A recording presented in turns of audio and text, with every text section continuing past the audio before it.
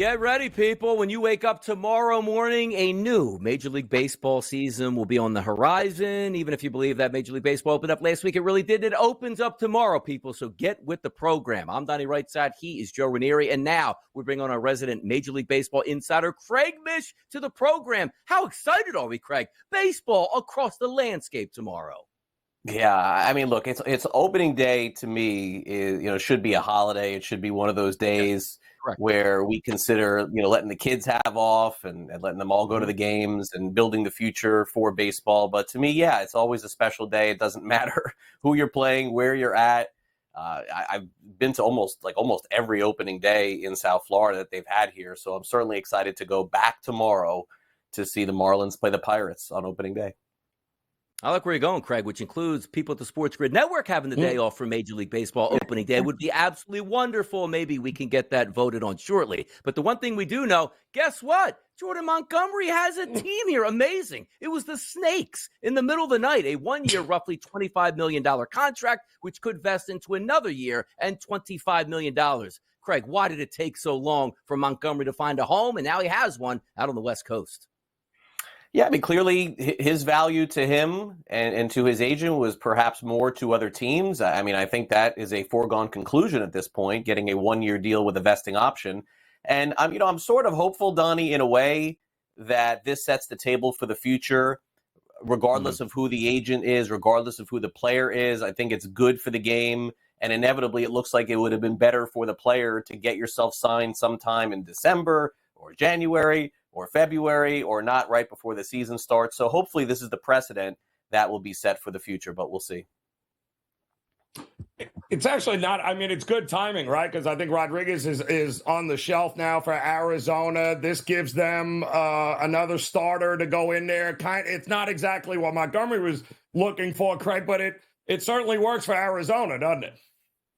Look, the Diamondbacks should be considered right behind the Dodgers as a threat to potentially maybe win the division, but absolutely to get back to the postseason even before the Montgomery signing. So this definitely fortifies their rotation very deep. You could say they probably have 6 or 7 guys at any time. They're going to need more than that. It's just the way the baseball is. Players get hurt. But Montgomery from the left side, I would think, adds to the rotation. Whether or not he'll be ready, early April, late April remains to be seen. But the bottom line is the Diamondbacks have postseason aspirations with those moves that they made. And he is, in fact, a player that for one season will move the number for the Diamondbacks. It makes them better. Yeah, fantastic division, the NL West. And by the way, both of those Boris clients signing late, placing them out in the NL West, one with the San Francisco Giants, and now as we see here, obviously moving forward, one of those going to be placed with the Arizona Diamondbacks. But tomorrow is opening day, which every Major League Baseball team has aspirations of at least making the playoffs. That probably will be doused by week number 2 of the season. But one of those divisions that we expect to be heating up is the AL East. It's the Yankees right now at a plus 165 price, followed by the Baltimore Orioles at a 2-1 price, and the Toronto Blue Jays at 3.80, and even the Rays at a 5-1 before you hit that cutoff of the Boston Red Sox at 19-1. Focus there on the Baltimore Orioles win total at 89.5. They were a fantastic ball club last year, and maybe it was so simple here, Craig. Just move out the left field bleachers here, make it a little bit harder to hit home runs, and they competed much, much better at home. Talk to us about moving forward with the Orioles this year in the AL East. Yeah, well, look, they were my pick last year, so that came through. I'm hopeful again that happens. We'll have their president of baseball operations, vice president, Mike Elias, joining us here on SportsGrid today at 11:40 Eastern, so we'll talk more about them. But Donnie, they're stacked from top to bottom. I think they finally put their toe in the water with the pitching. It took a long time, but they're finally there. They got Corbin Burns, so now once every 5 days, they have a guy that they know could be a fortified ace. I think they'll probably add at the trade deadline too. And I think that they are the clear favorite to me to win the division. I don't care what that Yankees number is. And I know I'm sure you guys have seen some of these projection systems that have the Yankees winning like 70-something games. By the way, I don't think that's too far off. I think there's a chance that happens. I like the Orioles. I like the Rays. I like the Jays. I think all 3 of those teams have a chance to make the postseason this year. And if that hasn't made it clear where I am on the Yankees, I think I just made it.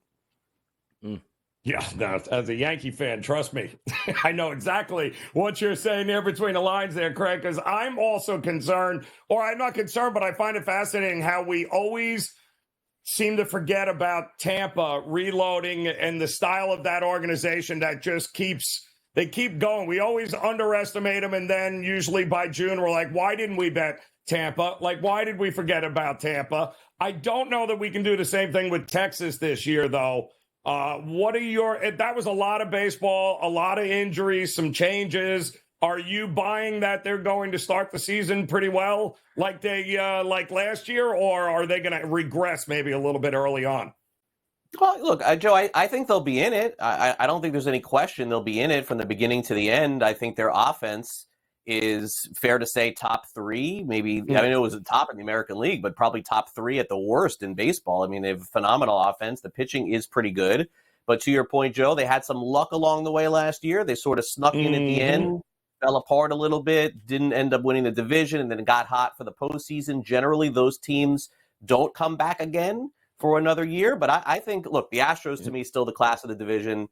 With young pitchers on the way. I think a couple of young hitters on the Astros are going to have big years that we don't talk about a lot too. So I still would peg them to win the division. But I would see Texas floating around this season, around 500, maybe making a move and pushing toward the postseason again. I don't think they're going to go back to where they were for several years, which was losing 90, 95 games. I think they're better than that. I'll tell you what's interesting about Texas here, Craig, is you take a look at their lineup. It's got a nice mix of free agents that they signed that have worked out in their favor, some good young talent here on the opening day roster, but more importantly, they have a ton of money on the sidelines here. If you look at if you say to yourself, these guys can be healthy and in their prime, Texas would roll away to the World Series. Jacob deGrom and Max Scherzer on the DL, Tommy John surgery, obviously for Jacob deGrom, then also the back surgery for Scherzer. What are we looking at for a timetable? Is it possible they come back in 2024? What are the expectations for the Rangers on getting them back at any point? Yeah, the news from their camp, they don't talk about it that often, but you could scour the web and find these sort of things. But they feel that both of those players will have an impact on their team. And sometimes what you'll hear general managers say, or you hear managers say, Donnie, is that, we have the two best trade deadline acquisitions in baseball. True. If we get these guys back in July and August. You hear that a lot, but there's no guarantee of that. And Scherzer's been really banged up over the last couple of years. DeGrom will absolutely have to be on some sort of limit when he comes back too. But I guess that's kind of the point, is if they get to August, they're still in it. They bring these guys back, add another bat. Maybe that's sort of the way that they're feeling. I would say that it is sort of strange coming off a World Series like Texas did to do so little in the offseason. I think that's probably fair to say, to not push your foot down and your window is now. Let's go for it. Feels like Arizona on the other side did that. The Rangers did not, but still have a good enough team, I think, to fight and compete for the division and the playoffs. It was funny. We were talking earlier in the show, Craig, about, this time of year, the only thing you can look at is who are the best teams on paper, right? We talked Atlanta, we talked the Dodgers, right? Baltimore, all these teams we're expecting great, but there's usually always a team that we did not expect, like Texas last year, that shows up and shows out here. In the American League, you said the class of that division was going to be Houston. Are they your favorite, like the market, to ultimately win the pennant? Probably, I would say, Joe. Yeah, I would probably say, look, they've gotten to the ALCS or the World Series since SportsGrid's been alive, so it's like every year they're there. So I would assume that will continue. But there's not a lot of value there. I guess 2-1 or 3-1 to win, the division, and then a little bit, longer odds to win. But, there's a couple of teams that I'm looking at because, I tend to look at teams that are under some pressure to win as an organization and wonder how far they're willing to go in on pushing that. And to me, that team is sort of Seattle. I kind of feel like the Mariners have been so close and pushing the edge as far as taking that next step. They have probably one of the best young players in baseball in Julio Rodriguez. And I know they're not, at the top there. You don't see them to win the pennant in your first column, but I think they're on the verge of something special. They have 3 or 4 really good pitchers. Their 5 starters going to start the season on the injury list. Have a really strong bullpen as well. Their GM is not afraid to make moves. He makes more moves than anybody in baseball, and Jerry DiPoto. So I would be curious to see if the Mariners are to make that jump, and by the way, make the jump in the regular season so they don't have to fight their way to the end and try and sneak their way in. So that's the one team I would keep my eye on this year. Let's have some fun with this segment here, Craig. And again, like Major League Baseball season really gets fired up tomorrow, and you are a wanted man all throughout the process here. We need your inside information. How does your opening day go? What does it look like? Do you arrive extra early at the ballpark? Do you stay late? How does it go for you tomorrow? Yeah, well, tomorrow's actually pretty easy. Last year, I did my shows from Lone Depot Park because my show time was a different time for Newswire. So this time with me doing the show at 11 to 12 as opposed to, I believe it was 12 to 1. So I could just do the show here from my studio. And then what I'll do is I will go to the game. Now, unfortunately, my son and my wife, they're coming. My daughter, she has no part of this baseball. She doesn't want to come. So it's going to be the two of them. They're going to have to make the trip down early and hang out. And I'll go into the game, do the reporting and all that before the game. We'll watch the game. Now, a little known secret, in fact, I'm just going to keep it real. If I don't do post-game interviews, guys, and Joe, you know this, I'm leaving Lone Depot Park before that game ends. I am not going to spend an hour and a half driving home. I ain't going to do it. Amen. I'm too old for it. I'll catch the post-game on the way home. It ain't happening. I'm just keeping it real. Craig Mish don't stay to the end. So true.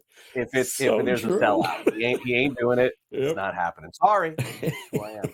There you go. Not hanging out in Little Havana. I mean, you can go get a little leche and have some fun, relax with the people, cigar, little dominoes around there. Hey, it can happen all Raineri. Exactly. Major League Baseball. He's Craig Mish. He's our insider. We will talk to him quite a bit this Major League Baseball season. We'll be right back.